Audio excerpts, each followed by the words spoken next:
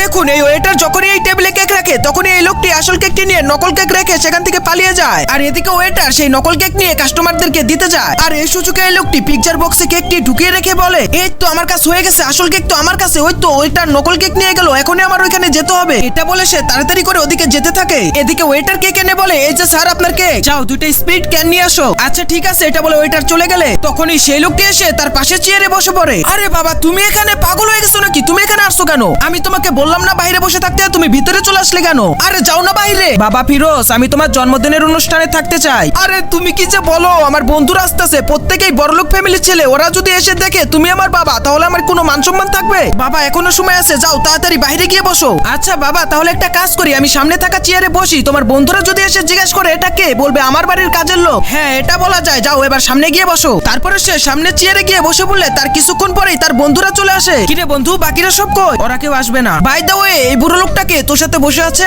আরে এটা তো আমার বাড়ির কাজের লোক করিম চাচা, আমাকে দেখাশোনা করার জন্য এসেছে। বাদ দাও তো বন্ধু এগুলো, চলো কেক কাটি। এটা বলে সে চাকু হাতে নিয়ে কেক কাটতে লাগে, কিন্তু চাকুটি দিয়ে কেকটি না কাটলে সে বলতে থাকে, আরে এটা কেমন চাকু যে কেকটি কাটতেছে না? এই ওয়েটার এদিকে আসে। জি স্যার, কোনো সমস্যা? আরে মিয়া, এটা কেমন চাকু দিছেন, একটুকু ধান নাই, কেকই কাটতে পারতেছি না। দেখি স্যার চাকুটা তো একদম ঠিকঠাকই দেখতেছি। হ্যাঁ চাকুটা একদম ঠিকঠাকই আছে, কিন্তু ওই কেকটা নকল। আরে করিম চাচা তুমি কি বলো এগুলা? হ্যাঁ আমি ঠিকই বলতেছি, ওয়েটার আপনি এখান থেকে চলে যান। এটা শুনে ওয়েটার চলে গেলে তার বন্ধু বলতে থাকে, আরে বন্ধু চাকরের মতো থাকবে, এত বড় বড় কথা বলে কেন? আসলে বেটা আমি ওর বাড়ির কাজের লোক না, আমি হলো ওর জন্মদাতা পিতা। আরে সব সর্বনাশ করে দিল রে। আর হ্যাঁ, আসল কেকটা আমি লুকিয়ে রেখেছি আর নকল কেকটা আমি এখানে বসিয়ে দিয়েছি। কি তুমি এই নকল কেক কেন রেখেছো? এই কেকটা যেমন নকল না, তোমার জীবনটাও এমন নকল ভাবেই চলতেছে। আরে কি বলো বাবা, আমি তো তোমার কথা রাগামাথা কিছুই বুঝতেছি না। তোর কিছু বুঝতে হবে না, আমি সব বুঝে নিয়েছি, তোর লেভেলের সাথে আমাদের লেভেল কোনোদিনও যাবে না। এটা বলে তার বন্ধু উঠে চলে গেলে তখন তার বাবা বলে, এমন বন্ধু থাকার থেকে না থাকাই ভালো। আসল বন্ধু তো তারাই যারা সত্য মিথ্যা আপদ বিপদ সবসময় কাছে থাকবে।